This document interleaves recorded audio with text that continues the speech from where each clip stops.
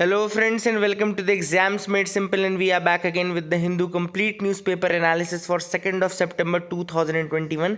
तो 2 सितंबर 2021 का the Hindu newspaper analysis देखेंगे।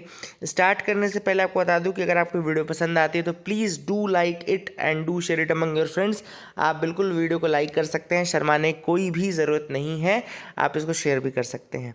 स्टार्ट करने से पहले नीचे डिस्क्रिप्शन कमेंट में आपको हमारे सोशल मीडिया प्लेटफॉर्म्स के इंस्टाग्राम पेज की वेबसाइट की लिंक मिल जाएगी। आप वहां से हमको ज्वाइन कर सकते हैं, रजिस्टर कर सकते हैं। So let's start with the questions first. पहले आज के सवाल जिनके जवाब आपको देने हैं। पहला सवाल है, consider the following statements about Neela Kurinji. Statement 1 कह रहा है it is a shrub that is found only in the Shola forest of the western Ghats. Statement 2 कह रहा है कि नीला कुरिंजी ब्लॉसम्स ड्यूरिंग सितंबर अक्टूबर एवरी ईयर। कौन सा स्टेटमेंट सही है? 1 ओनली, 2 ओनली, बोथ या नन। क्वेश्चन नंबर 2 है, consider the following statements.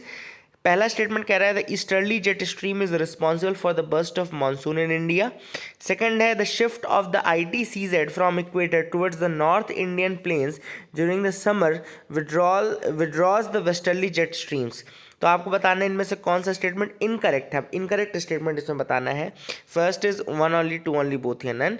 Question number 3 is Indira point is located इन। अब आपको बताना है कि इंदिरा पॉइंट इनमें से कहाँ लोकेटेड है। Options are A south Andaman, B little Andaman, C great Nicobar या डी कार निकोबार। तो आपको बताना है कि इनमें से इंदिरा पॉइंट कहाँ लोकेटेड है इन चारों में से।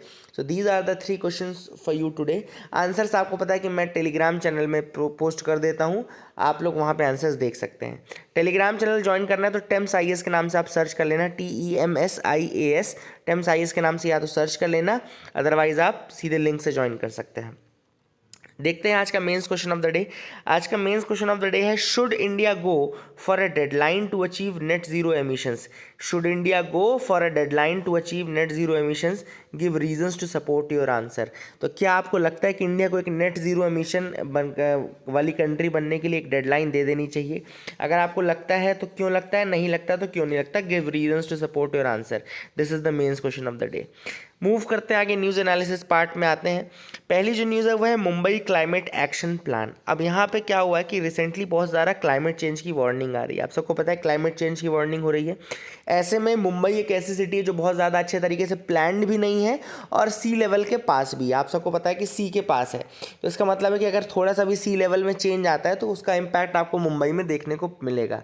इसलिए जो मुंबई सिविल बॉडी है, यानी कि वहाँ की जो बृहन मुंबई एसोसिएशन है, जो वहाँ पे सिविल बॉडी है, जो म्यूनिसिपल बॉडी है वहाँ पे, तो उसने एक Mumbai climate action plan prepare करना शुरू कर दिया। They have started preparing this Mumbai climate action plan.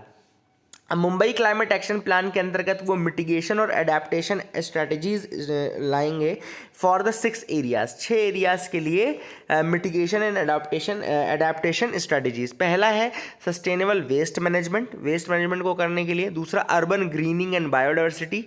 Third है urban flooding and water resource management. Fourth है बिल्डिंग एनर्जी एफिशिएंसी। फिफ्थ है एयर क्वालिटी एंड सिक्स्थ है सस्टेनेबल मोबिलिटी। तो ये 6 एरियाज हैं जिनके लिए मुंबई क्लाइमेट एक्शन प्लान के अंतर्गत स्टेप्स लिए जाएंगे। पहला है sustainable waste management, urban greening and biodiversity, urban flooding and water resource management, building energy efficiency, air quality and sustainable mobility. तो ये बेसिकली 6 अलग अलग फील्ड्स है जिनके लिए मुंबई क्लाइमेट एक्शन प्लान बनाया जाएगा। इस प्लान को रेडी किया जाएगा बाय नवंबर, है ना, क्योंकि COP26 होने वाला है। आप सबको पता है ग्लासगो स्कॉटलैंड या ग्लासगो UK जो अपन बोल रहे हैं, तो वहाँ पर ये यूनाइटेड नेशंस का COP26 होने वाला है। तो ये भी आपको पता होने वाला है। उसके पहले ही ये मुंबई क्लाइमेट एक्शन प्लान बनाया जाएगा। बाद में अगर ये सफल रहा तो ये मॉडल प्लान के रूप में भी काम कर सकता है दूसरी जगहों के लिए, बट अभी इसको मुंबई के लिए बनाया जा रहा है। अब मुंबई को क्यों है ज़रूरत एक्शन प्लान के लिए? तो सबसे पहली बात तो आपको पता होना चाहिए कि मुंबई किस चीज़ के करीब है। मुंबई ओशन के करीब है। मतलब कि अगर थोड़ा सा भी सी लेवल राइज होता है, ओशन लेवल राइज होता है, तो उसका इम्पैक्ट किसको देखने को मिलेगा? उसका इम्पैक्ट आपको मुंबई में देखने को मिलेगा, क्योंकि ये एक ऑब्वियस बात है, कोस्टल स्टेट है ना, महाराष्ट्र। एंड मुंबई ऑब्वियस बात है कोस्ट पे लाई करता है, इसलिए काफ़ी ज़्यादा इम्पैक्ट उस पर पड़ सकता है। दूसरा है फ्लैश फ्लड्स आते रहते हैं, चाहे आप देखो मुंबई जो है वो फ्लैश फ्लड्स के लिए जाना जाता है, ठीक है ना। एंड इसके अलावा टेम्परेचर राइज हो ही रहा है, मतलब ग्लोबल वार्मिंग होती जा रही है, सी लेवल राइज होता जा रहा है। अभी inter governmental panel on climate change ने यानी कि IPCC ने अपनी रिपोर्ट निकाली थी, जिसमें उन्होंने कहा था कि at least 12 Indian coastal cities including Mumbai will face the sea rise of 0.1 metres to 0.3 metres in the next 3 decades due to climate change. तो ऐसा कहा गया था अभी रिसेंटली IPCC की रिपोर्ट में कि 12 इंडियन कोस्टल सिटीज़, कम से कम 12 इंडियन कोस्टल सिटीज़ जिसमें से मुंबई इंक्लूडेड रहेगी, will face a sea level rise of 0.1 metres to 0.3 metres in next 3 decades, ठीक है ना। ये इंपॉर्टेंट है। दूसरी जो न्यूज़ हम डिस्कस करेंगे वो है ऑपरेशन देवी शक्ति। वैसे मैंने आपको पढ़ाया हुआ है ऑपरेशन देवी शक्ति, फिर एक बार बता देता हूँ। Operation Devi Shakti is an ongoing operation of the Indian armed forces to evacuate Indian citizens and foreign nationals after the fall of Islamic Republic of Afghanistan to the Taliban. तो यहाँ पे याद रखेगा जो अफगानिस्तान है, वहाँ पे अफगानिस्तान की जो गवर्नमेंट है उसका फॉल हुआ, उसके बाद तालिबान का वहाँ पे राइज हुआ। इसके बाद इंडिया ने ऑपरेशन देवी शक्ति लगाया in order to evacuate the Indians from Afghanistan. इसके साथ साथ कुछ फॉरेन पर्सनल्स को भी वहाँ से इवैक्यूएट किया जा रहा है। तो ऑपरेशन देवी शक्ति इज़ फॉर दैट रीज़न, ठीक है ना, इसको याद रखिएगा। अगली जो न्यूज़ है वो है GST collections dip in August but finance ministry sees growth. तो अब अगर आप देखें GST के कलेक्शंस देखें तो gross goods and services tax revenue जो ग्रॉस GST था इस बार वो 1.12 लाख करोड़ था, which is less than 1.16 lakh crore collected in the previous month. पिछले महीने में 1.16 लाख करोड़ कलेक्ट किया गया था। तो फाइनेंस मिनिस्ट्री ने कहा है कि भैया ग्रोथ हुई है, लेकिन एक्चुअल में आप देखें तो घटा हुआ है, ठीक है ना। And that is a thing. And ये यहाँ पे ये न्यूज़ फ्रंट पेज में थी इसलिए मैंने आपको बता दिया।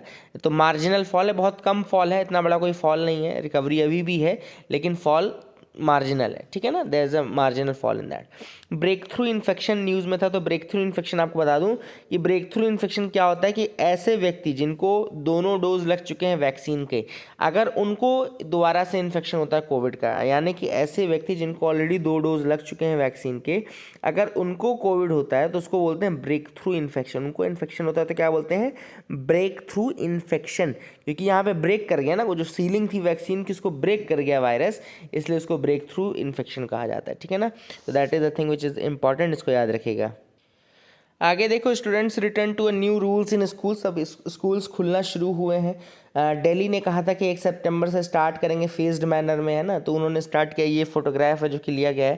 तो एक नए रूल्स आपको दिख रहे होंगे, जैसे इसमें आपको मास्क कंपलसरी दिख रहा होगा, हैंड सैनिटाइजेशन कंपलसरी होगा, हर दिन जब बच्चे इंटर करेंगे तो उनका टेम्परेचर चेक किया जाएगा, सोशल डिस्टेंसिंग यानी कि फिजिकल डिस्टेंसिंग जिसको कहते हैं, फिजिकल डिस्टेंसिंग का पालन किया जाएगा। तो कुल मिलाकर के कोविड के बाद एक नया नॉर्मल बनता हुआ नज़र आ रहा है। एंड आप you can see the students, they are wearing mask, they have to sanitise the hands, they have to have regular temperature checks and all, है ना। अभी तो 9 to 12 की क्लासेस जो स्टार्ट हुई हैं, है ना, 9 to 12 की जो बड़ी क्लासेस थी वो स्टार्ट की गई हैं, but that is the thing.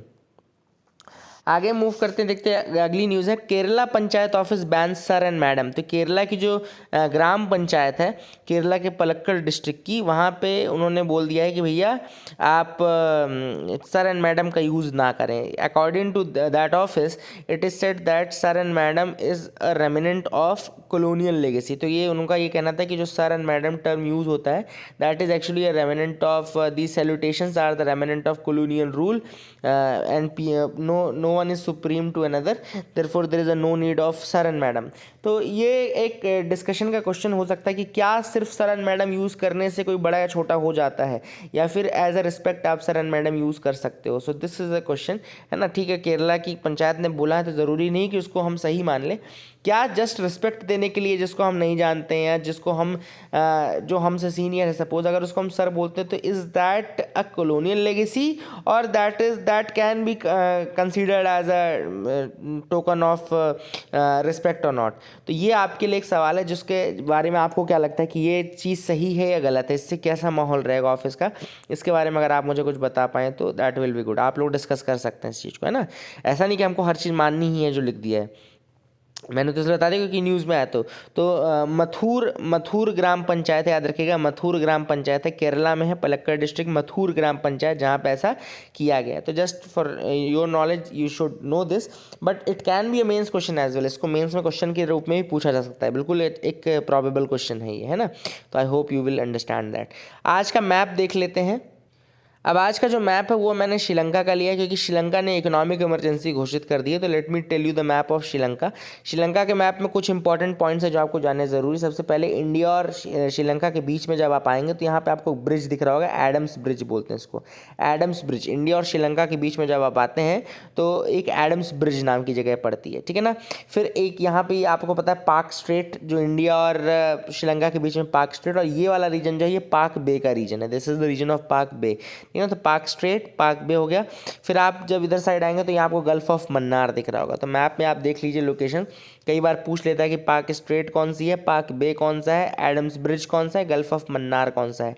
तो ये पाक स्ट्रेट है, ये पाक बे है, ये एडम्स ब्रिज है, ये गल्फ ऑफ मन्नार है, ठीक है ना। ये आपको पहले तो याद रखना है। इसके बाद जब आप आएंगे आगे तो जाफना न्यूज़ में था, इस बार काफ़ी ज़्यादा जाफना न्यूज़ में था।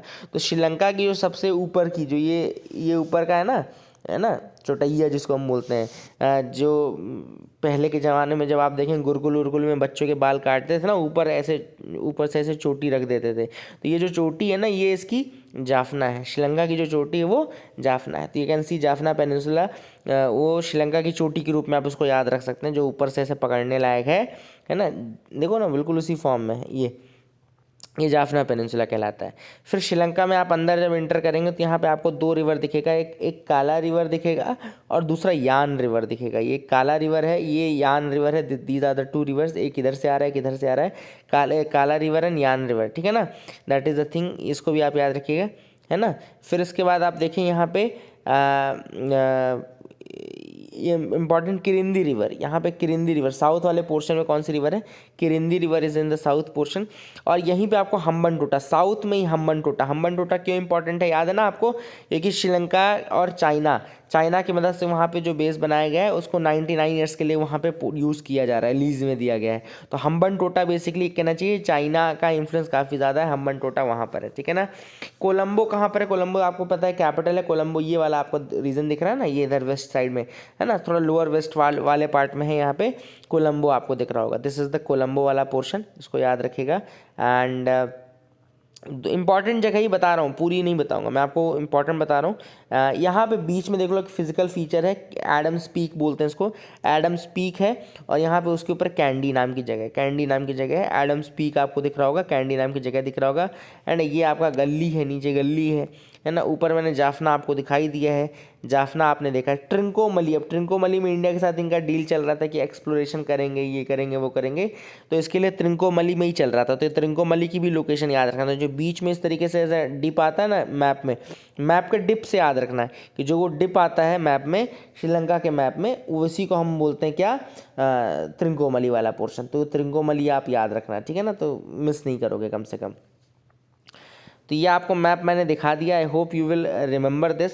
और एक नेशनल पार्क यहाँ पे विलपत्तू नेशनल पार्क आपको दिख रहा होगा, विलपत्तू नेशनल पार्क दिख रहा होगा। त्रिंकोमली मैंने आपको दिखाई दिया, यहाँ कोलंबो दिखा दिया, नेगोम्बो उसके ऊपर है, नीचे मैंने आपको दिखा दिया हम्बनटोटा दिखा दिया, मेन इंपॉर्टेंट हम्बनटोटा था, है ना, इसको याद रखिएगा।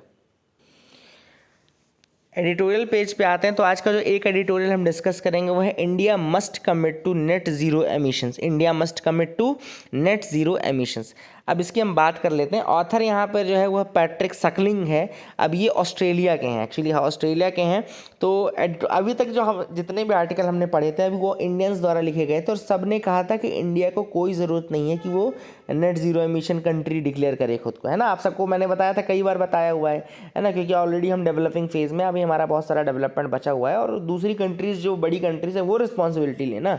तो अब ये जो सकलिंग है इनका ये कहना है कि नहीं, इंडिया को बहुत ज़्यादा ज़रूरत है, सर, ठीक है ना। तो इनका भी पॉइंट भी जानते हैं। तो सबसे पहले उन्होंने कहा कि India is at risk of being cast globally as an outlier on climate action with a negative fallout, ठीक है ना। तो इसका ये कहना है कि इंडिया अगर खुद को इंडिया अगर खुद को डिक्लेयर नहीं करता है नेट ज़ीरो एमिशन या कोई डेडलाइन नहीं देता है तो इंडिया एक क्लाइमेट चेंज में एक आउटलायर हो जाएगा। जबकि हमने कल परसों ही डिस्कस किया था कि इंडिया बहुत रेयर कंट्रीज़ में से एक ऐसी कंट्री है जो ऑलरेडी ट्रैक पे है अपने INDCs के, जिसने ऑलरेडी अपने जितने टारगेट दिए थे वो सारे पूरे कर लिए हैं, ठीक है ना। तो ऐसे में सकलिंग जी का ये कहना देखो गलत हो जाता है कि हम एक ग्लोबल आउटलायर हो जाएंगे। भैया सकलिंग को ये नहीं पता कि वो अमेरिका के सामने तो नहीं बोल पाता, चाइना के सामने तो नहीं बोल पाता, सारी जो दमदारी वो किसके आगे निकल रही है, इंडिया के आगे निकल रही है। तो इंडिया को बोल रहे हैं कि भैया आप आउटलायर बन जाओगे, इसलिए आप खुद को जल्दी से जल्दी नेट जीरो एमिशन डिक्लेयर कर दो कि कब आप करने वाले हो और पीक अपना कब अचीव करने वाले हो, ठीक है ना। इसने चाइना की तारीफ की कि भैया चाइना ने कमिट कर दिया कि 2060 के पहले अचीव कर लेगा और यूरोप ने कह दिया 2050 तक कर लेगा। तो ऐसे में इंडिया को भी ज़रूरत है कि जल्दी से जल्दी वो खुद को क्लाइमेट ज़ीरो कर दे, ठीक है ना। फिर इसके बाद उन्होंने ये कहा कि आप देखो जो ये IPCC की रिपोर्ट आई थी रिसेंटली, उसको भी उन्होंने कहा है कि IPCC की रिपोर्ट का भी ये कहना है कि बहुत जल्दी क्लाइमेट चेंज हो रहा है। और तो भैया क्या पूरी की पूरी रिस्पॉन्सिबिलिटी क्या इंडिया नहीं उठा रखी है क्या कि पूरे क्लाइमेट चेंज को रोकने की रिस्पॉन्सिबिलिटी? ठीक है, हम अपना पार्ट तो प्ले कर रहे हैं, हम अपने INDCs पूरे कर रहे हैं, हम अपना जो भी कर सकते हैं मैक्सिमम से मैक्सिमम टारगेट हम लेके चल रहे हैं। बट इसका मतलब ये नहीं कि हम हड़बड़ा करके अपने जो बाकी एजेंडा है उनको बिल्कुल तरीके से छोड़ दें। फिर ऑथर ने तीसरी बात ये कही है कि ये जो बेसिकली क्लाइमेट चेंज है ये अपने आप में एक अपॉर्चुनिटी भी प्रोवाइड कर रहा है। अपॉर्चुनिटी कैसी कि अगर आप शिफ्ट करते हो नॉन रिन्यूएबल टेक्नोलॉजीज़ की तरफ, अगर आप मूव करते हो ग्रीन टेक्नोलॉजीज़ की तरफ, तो बिजनेसेस को भी फ़ायदा है। कई बिजनेस ऑलरेडी फील्ड में आ चुके हैं, $500 बिलियन से ज़्यादा का इन्वेस्टमेंट कर चुके हैं। तो उनका ये कहना है कि people are shifting towards zero emissions, people are shifting towards this green technology, people are shifting towards this renewable technology. तो ऐसे में बिजनेसेस को भी अपॉर्चुनिटी है। ऐसा नहीं है कि अगर आप शिफ्ट कर जाते हो नेट जीरो एमिशन की तरफ से तो आप डेवलप नहीं कर सकते। तो ये एक ऐसा पॉइंट है जो हाँ थोड़ा ठीक पॉइंट है। अदरवाइज ये बोलना कि इंडिया आउटलायर है ये बिल्कुल गलत है, ठीक है ना। तो यहाँ पे सकलिंग का ये पॉइंट बिल्कुल थोड़ा ठीक भी है कि अगर बिजनेसेस को देखा जाए तो उनको लिए भी अपॉर्चुनिटी है। ऐसा नहीं कि पूरी तरीके से आप डेवलपमेंट ख़त्म कर दोगे अगर आप खुद को नेट जीरो एमिशन कंट्री घोषित कर देते तो that can be taken as a valid point. इसके बाद ऑथर ने कहा है कि 2-3 ऐसे इंपॉर्टेंट रीजन है जिस कारण से इंडिया को अडॉप्ट कर लेना चाहिए जल्दी से जल्दी नेट जीरो मिशन। क्यों? क्योंकि पहली चीज़ तो इंडिया और ऑस्ट्रेलिया दोनों ही वल्नरेबल कंट्रीज़ हैं। अगर आप देखें तो हम तीनों तरीके से, हम बहुत तरीके से साइडों से हम ओशन से घिरे हुए हैं, है ना। और इसके अलावा हम वल्नरेबल स्टेट में भी हमारे यहाँ कई कोस्ट लाइन काफ़ी ज़्यादा, इंडिया में भी अगर देखो तो 7500 किलोमीटर की कोस्ट लाइन जो है वो लाई करती है।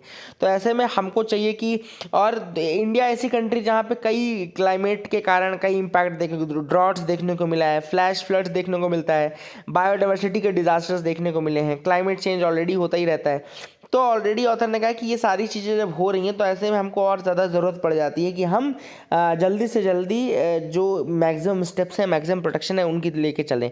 इसलिए हमको नेट जीरो एमिशन घोषित कर देना चाहिए। फिर इसके बाद इसने कहा कि इंडिया एक राइजिंग पावर है, एंड राइजिंग पावर का मतलब है कि अगर आपको ग्लोबल स्ट्रॉन्ग इन्फ्लुएंस चाहिए तो आप एक आउटलायर बन के तो वो स्ट्रॉन्ग इन्फ्लुएंस नहीं कर सकते हो। मतलब कि अगर आपको डिप्लोमेसी के पॉइंट से भी देखा जाए तो अगर आप नेट जीरो एमिशन के लिए डिक्लेयर करते हो तो वो डिप्लोमेटिकली भी काफ़ी एक इंपॉर्टेंट पॉइंट हो जाता है। अदरवाइज लोग आपको आउटलायर की तरह से समझते हैं कि हाँ ठीक है आपने डिक्लेयर नहीं किया, बाकी सब तो कर रहे हैं। अब ऐसे में ऑथर ने कहा कि 100 से ज़्यादा कंट्रीज़ ऐसी हैं जिन्होंने कि बता दिया है कि कब वो नेट जीरो एमिशन की तरफ जाएंगे, ठीक है ना। अब जो 100 से ज़्यादा कंट्रीज़ ने ऑलरेडी कर दिया है तो ऐसे में इंडिया नहीं कर रहा है, इसका मतलब है कि दूसरी कंट्रीज़ ये सवाल उठाएंगे कि इंडिया क्यों नहीं कर रहा है ना।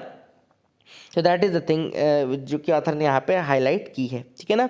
इंडिया का जो इसीलिए ऑथर ने ये सारे पॉइंट्स के बाद ये कहा है कि इंडिया को इसीलिए जो ट्रांजिशन है वो कर लेना चाहिए और नेट जीरो एमिशन की तरफ मूव करना चाहिए। तो this is what has been said by the author in this article. I hope you got clarity regarding that. आगे मूव करते हैं, यहाँ पे आगे अगली देखते हैं और क्या इंपॉर्टेंट न्यूज़ आइटम्स हैं। In high honour for naval aviation. अब यहाँ पर high honour for naval aviation में प्रेसिडेंट रामनाथ कोविंद जो हैं, he will award the president's colour to Indian naval aviation at a ceremonial parade to be held at INS Hansa Goa. तो INS Hansa Goa में एक ceremonial parade होगी जहाँ पे प्रेसिडेंट रामनाथ कोविंद क्या अवार्ड करेंगे, president's colour to the Indian national aviation, ठीक है ना। याद रखिएगा प्रेसिडेंट कलर जो होता है, president's colour is the highest honour bestowed on a military unit in recognition of its exceptional service in to the nation.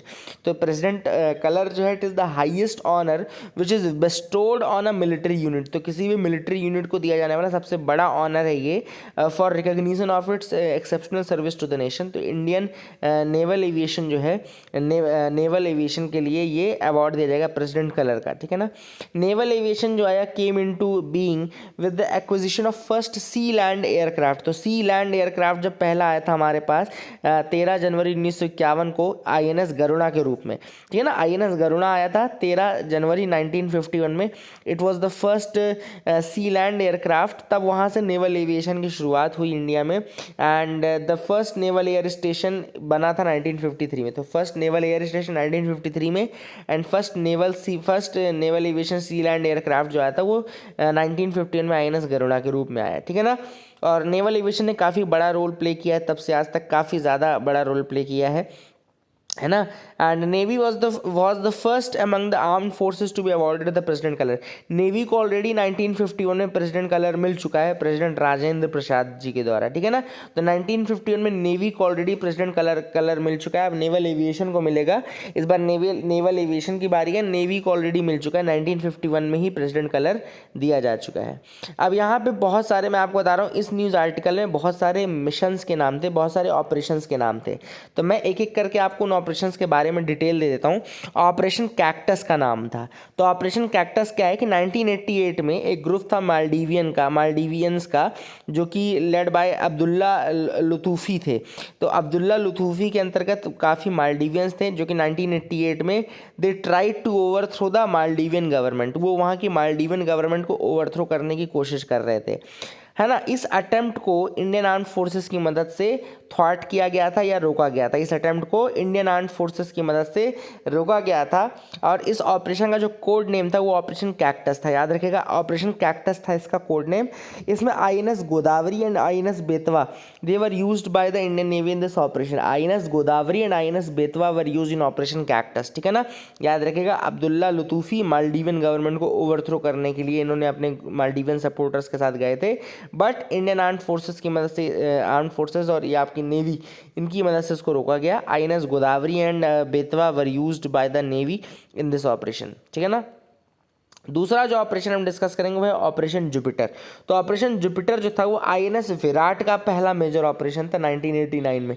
Operation Jupiter जो था वो INS विराट का था। INS विराट का पहला मेजर ऑपरेशन था 1989 में। It was as a part of Indian peace keeping operations. तो पीस कीपिंग ऑपरेशन के अंतर्गत ये ऑपरेशन किया गया था एंड इंडिया श्रीलंका जो अकॉर्ड था 1986 का उसका ब्रेकडाउन हो गया था एंड उसी को रोकने के लिए ये INS विराट के थ्रू 1989 में ये इंडियन पीस कीपिंग ऑपरेशंस के अंतर्गत श्रीलंका में ऑपरेशन जुपिटर किया गया था। तीसरा जो ऑपरेशन है वो ऑपरेशन शील्ड है एंड ऑपरेशन बोल्स्टर। तो ऑपरेशन शील्ड जो है वो 6 to 11 दिसंबर 1994 का ऑपरेशन है। 1994 का ऑपरेशन है ऑपरेशन शील्ड, जिसमें डी इंडक्शन ऑफ ट्रूप्स किया गया था फ्रॉम किस्मायो। याद रखिएगा डी इंडक्शन यानी कि वहाँ से हटाया गया था ट्रूप्स को। कहाँ से? किस्मायो से। तो ये याद रखिएगा किस्मायो कहाँ पर है? सोमालिया में। Kismayo is a part of Somalia. And इसके अलावा एक और चीज़ याद रखिएगा कि मोगादिशु से भी ऑपरेशन बोल्स्टर जो था वो मोगादिशु से डी इंडक्शन करने के लिए था। ये भी 94 का ही था। तो किस्मायो ये सोमालिया में है तो वहाँ से हटाने के लिए ऑपरेशन शील्ड, और आपका मोगादिशु जो कि कैपिटल ही है सोमालिया की, तो मोगादिशु वहाँ से हटाने के लिए ऑपरेशन बोल्स्टर। तो ये दोनों ऑपरेशंस के नाम याद रखना, ऑपरेशन शील्ड और ऑपरेशन बोल्स्टर। ऑपरेशन शील्ड मैंने आपको बता दिया Kismayo Somalia, and operation bolster Mogadishu Somalia, तो इसको भी याद रखिएगा।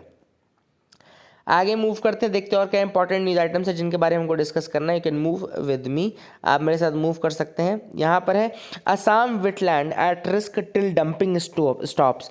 तो यहाँ पे अभी रिसेंटली आपको पता होगा कि एक नोटिफिकेशन आया था इको सेंसिटिव जोन का, जिसमें कि इन्वायरमेंट मिनिस्ट्री ने कहा था कि दीपोर बील वाइल्ड लाइफ सेंचुरी जो है, जो कि दीपोर बील वाइल्ड लाइफ सेंचुरी कहाँ पर है, दीपोर बील आपका आसाम में है, ठीक है ना, गुवाहाटी आसाम में है। वहाँ पर आपको किस तरीके से ऑपरेट करना है, तो इको सेंसिटिव जोन उसको डिक्लेयर किया गया था। काफ़ी लोग खुश भी थे कि इको सेंसिटिव जोन बना दिया, तो अब यहाँ पे इसका वायलेशन कम से कम होगा। लेकिन अब जो इन्वायरमेंटलिस्ट हैं उनका ये कहना है कि जब तक डंपिंग नहीं स्टॉप होती, जब तक गार्बेज की डंपिंग है ये सब स्टॉप नहीं होती है नियर द वेटलैंड, तब तक आप दीपोर बील को प्रोटेक्ट नहीं कर सकते हो। जो रियल रीज़न है इसके डिस्टॉर्शन का वो है वहाँ पे जो कचरा सब डाला जाता है, उसको एक लैंड पिट बना दिया गया है, वो गलत है ना। This is a 4.1 square kilometre sanctuary that is within the Deepor Beel which is a wetland on south western edge of Guwahati. South western edge of Guwahati में दीपोर व्हील नाम का एक वेटलैंड है जहाँ पर ये सेंचुरी है, दीपोर व्हील सेंचुरी बोलते हैं इसको। And it is the Assam's only Ramsar site. तो असम की एकमात्र रामसर साइट है ये। रामसर क्या है, रामसर ईरान में एक जगह है, 1971 में वहाँ पे वेटलैंड कंजर्वेशन के लिए एक कॉन्फ्रेंस रखी गई थी 1971 में। रामसर में ही एक्चुअली एक कॉन्फ्रेंस हुई थी जो कि वेटलैंड के प्रोटेक्शन के लिए थी, याद रखिएगा, वेटलैंड्स के प्रोटेक्शन के लिए थी। तो ये आपको इंपॉर्टेंट है, याद रखिएगा। ईरान में साइट है ये, जो रामसर साइट है कहाँ पर है, ईरान में वो साइट, ठीक है ना, उसको याद रख सकते हैं आप लोग। आगे मूव करते हैं, देखते हैं और क्या इंपॉर्टेंट न्यूज़ आइटम्स हैं। Declare cow the national animal says Allahabad high court. अब इलाहाबाद हाई कोर्ट ने कहा कि cow needs protection, cow wants protection, and इसको एक फंडामेंटल राइट के रूप में घोषित कर दिया जाए, ठीक है ना। तो उनका ये कहना है कि आप क्या करो, आप इसको फंडामेंटल राइट बना दो काऊ प्रोटेक्शन को, और काऊ को जो है उसको नेशनल एनिमल बना दो, नेशनल एनिमल बना दो, it should be the national animal. And उन्होंने एक और चीज़ कही है जो हाई कोर्ट है इलाहाबाद, उसका ये कहना है कि अगर आप अपने कल्चर से, अपने ट्रेडिशन से दूर हो जाते हो ना, और अपने जो कल्चरल सिंबल्स हैं उनको रिस्पेक्ट नहीं करते हो, तो आपका हाल वही होता है जो अफगानिस्तान का हाल हुआ है। तो this is what has been said by the Allahabad court. और उनका ये कहना है कि पता नहीं अब कितना इसमें, कितना आपको मानना है कितना नहीं मानना है, लेकिन ये इलाहाबाद हाई कोर्ट का कहना है। देखो यहाँ पे लिखा है, he added when the faith and culture of the country suffers injury, मतलब आपको अपना फेथ भी नहीं छोड़ना है। When the faith and culture of the country suffers injury the country becomes weak, तब कंट्री जो है वो वीक हो जाती है। This is what has been said by the Allahabad high court. तो अब लेट्स सी, इसमें डिस्कशन जरूर होगा, लेट्स सी किस तरीके से ये डिस्कशन आगे मूव करता है। आगे मूव करते हैं अपन लोग, तब तक what did America achieve in Afghanistan in 20 years. तो यहाँ पे अफगानिस्तान में 20 साल लगभग वॉर चला 2001 के बाद से, जिसमें अमेरिका अपनी ट्रूप, पहली बार ऐसा हुआ कि अमेरिका की कोई ट्रूप नहीं है अफगानिस्तान में। तो यहाँ पर ऑथर पूछ रहे कि क्या खोया क्या पाया। तो क्या खोया क्या पाया में तो एक चीज़ सिंपल सी बात है कि हमने, अमेरिका ने तो देखो बहुत कम चीज़ पाई, पाया ये कि अपना बदला ले लिया, जो ट्विन टावर का बदला था वो उन्होंने ज़रूर ले लिया, जो उनका अलकायदा से था लड़ाई वो ले लिया। दूसरा उन्होंने ये किया कि जो ओसामा बिन लादेन था उसको चलो ख़त्म कर दिया, that is again second achievement.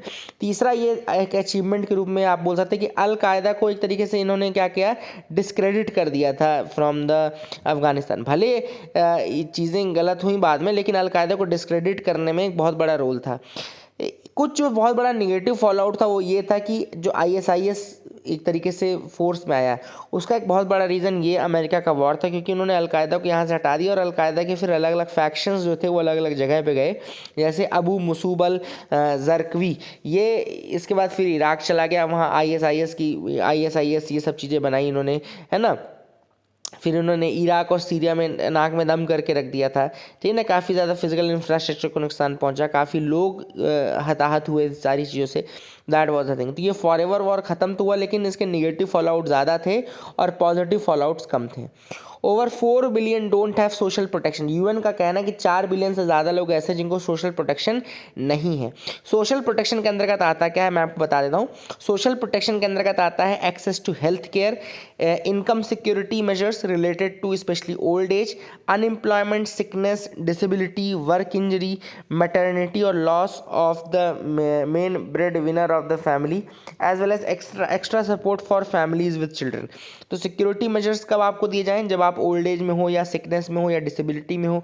तो ये जो चीज़ें, ये जो प्रोटेक्शन मिलती है, इसमें जो आपको रिम्यूनरेशन दिया जाता है, तो वो सोशल प्रोटेक्शन के रूप में आता है ना। अब इसमें ILO का नाम था, तो मैं आपको ILO के बारे में बता देता हूँ। ILO यानी कि इंडियन इंटरनेशनल लेबर ऑर्गेनाइजेशन जो है, it was establish as an agency for the League of Nations. तो वर्ल्ड वॉर 1 खत्म जब हुआ तो उसके बाद लीग ऑफ नेशंस बना था, आप सबको पता है। तो लीग ऑफ नेशंस जब बना तो उसके अंतर्गत एक ILO नाम की बॉडी बनाई गई। ट्रीटी ऑफ वर्सेलिस 1919 में हुई थी, उसके अंतर्गत ये बना था ILO। ट्रीटी ऑफ वर्सेलिस 1919 के अंतर्गत ये बना था and it became the first specialised agency of UN in the year 1946। तो ये पहली स्पेशलाइज्ड एजेंसी थी UN की, ये भी आपको बता दूं। नोबेल प्राइज़ को ऑलरेडी 1969 में मिल चुका है and it is the only tripartite UN agency, एकमात्र UN एजेंसी जिसका ट्रिपार्टाइट अरेंजमेंट है, यानी कि जिसमें government employees and workers, government employ and worker, इस तरह का ट्रिपार्टाइट अरेंजमेंट है। इसका हेडक्वार्टर जो है वो जिनीवा स्विट्जरलैंड में है एंड 2 रिपोर्ट इसकी मेन है। पहली है world employment and social outlook report, world employment and social outlook report, and दूसरी जो है वो है ग्लोबल वेज रिपोर्ट। तो ग्लोबल वेज रिपोर्ट दूसरी है इसकी इंपॉर्टेंट। तो ये 2 इंपॉर्टेंट रिपोर्ट्स भी निकालता है। I hope you got clarity regarding that. To contain food prices, Sri Lanka declares economic emergency. अब श्रीलंका ने ये डिक्लेयर किया है कि वो इकोनॉमिक इमरजेंसी घोषित कर रहे हैं in order to contain the soaring inflation after steep fall in the value of the country's currency, है ना। कंट्री की करेंसी जो थी उसकी वैल्यू काफ़ी ज़्यादा घट गई थी, जिस कारण से इन्फ्लेशन काफ़ी ज़्यादा बढ़ गया। ऑब्वियसली बात है, जब करेंसी की वैल्यू घटेगी तो इन्फ्लेशन बढ़ेगा, और इन्फ्लेशन अगर बढ़ेगा तो प्राइजेस इंक्रीज होंगे। ऑब्वियसली बात है, तो ये जो प्राइजेस थे काफ़ी ज़्यादा बढ़ रहे थे, इस कारण से श्रीलंका ने इनको कंटेन करने के लिए इकोनॉमिक इमरजेंसी घोषित कर दी है। तो that is the thing which is important. I hope you got clarity. That is it for the day. Thank you and have a nice day.